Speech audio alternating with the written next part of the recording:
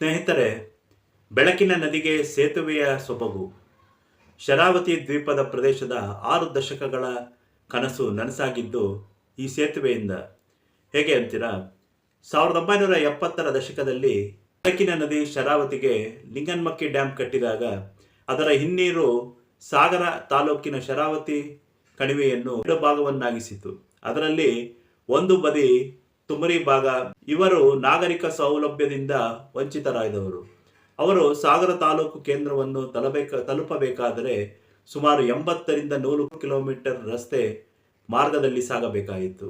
ಈ ಹಿನ್ನೆಲೆಯಲ್ಲಿ ಜನರ ಅನುಕೂಲಕ್ಕಾಗಿ ಲಾಂಚ್ ಸೌಲಭ್ಯವನ್ನು ಅಂಬಾರಗೋಡ್ಲು ಕಳಸವಳ್ಳಿ ದಡಕ್ಕೆ ಕಲ್ಪಿಸಲಾಯಿತು. ಅಂದಿನಿಂದ ಇಂದಿನವರೆಗೆ ಈ ಭಾಗದ ಜನರ ಸಂಚಾರ ಜೀವನಾಡಿಯಾಗಿತ್ತು. ಆದರೆ ಸಂಜೆಯಾಗುತ್ತಲೇ ಈ ಸೌಲಭ್ಯವು ಸ್ಥಗಿತಗೊಳ್ಳುತ್ತಿತ್ತು. ಈ ದ್ವೀಪ ಪ್ರದೇಶದ ಜನರು ಯಾವುದೇ ಒಂದು ಆಪತ್ತು ಎದುರಾದರೂ ಬಹಳಷ್ಟು ದೂರ ಪ್ರಯಾಣ ಮಾಡಿ ನಗರಗಳಿಗೆ ಸೇರಬೇಕಿತ್ತು.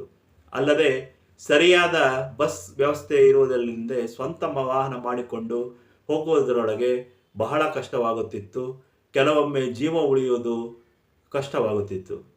ಹೀಗಿದ್ದಾಗ ಇಡೀ ರಾಜ್ಯಕ್ಕೆ ಬೆಳಕು ನೀಡುವಲ್ಲಿ ತ್ಯಾಗ ಮಾಡಿರುವ ನಮಗೆ ಸೇತುವೆ ಸೌಲಭ್ಯ ಕಲ್ಪಿಸಬೇಕು ಎಂಬುದು ಇಲ್ಲಿನ ಜನರ ಬೇಡಿಕೆಯಾಗಿತ್ತು.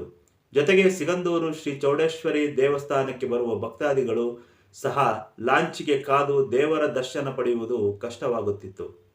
ಕೊನೆಗೂ 6 ದಶಕಗಳ ಶ್ರಮ ಹಾಗೂ ಜನರ ಬಹಳ ಮುಖ್ಯ ಬೇಡಿಕೆಯನ್ನು ಗಮನದಲ್ಲಿರಿಸಿ ಆ ರಸ್ತೆಯನ್ನು ರಾಷ್ಟ್ರೀಯ ಹೆದ್ದಾರಿಯ ಮೇಲ್ದರ್ಜೆಗೆ ಸೇರಿಸಿ ಕೇಂದ್ರ ಸರ್ಕಾರದಿಂದ ಈ ಸಿಗಂದೂರು ಸೇತುವೆ ಕಾಮಗಾರಿಯನ್ನು ಕೈಗೆತ್ತಿಕೊಂಡರು. ಇದಾದ ನಂತರ ಕಾರ್ಯ ಪ್ರಾರಂಭಿಸಿ ಕೊನೆಗೂ ಕಾಮಗಾರಿಯನ್ನು ಪೂರ್ಣಗೊಳಿಸಿರುತ್ತಾರೆ. ದೇಶದ ಇತರ ತೂಗು ಸೇತುವೆಗಿಂತ ಹೇಗೆ ಭಿನ್ನ?